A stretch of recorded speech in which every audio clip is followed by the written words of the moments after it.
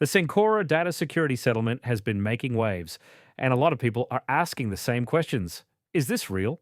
How much can I actually get? And most importantly, how do I file a claim before it's too late? Let's break it all down in simple terms so you know exactly what's going on. First off, yes, the settlement is 100% legitimate and court approved. It all started after a massive data breach back in February 2024. Cencora, Inca, along with its subsidiary, the Lash Group, suffered a cyber attack that exposed sensitive personal and health information of thousands of people. Following a class action lawsuit accusing the company of failing to safeguard that data, Cencora agreed to set aside a huge $40 million settlement fund to make things right.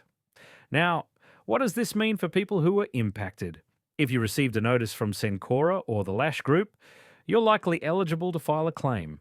You've got two choices when it comes to payouts. The first option is reimbursement for real, documented losses up to $5,000.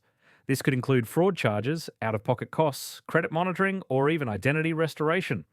The key here is proof. You'll need receipts, bank statements, or similar documents.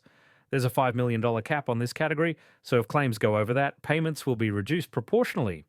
The second option is much simpler, a direct cash payment from whatever's left in the settlement fund after expenses.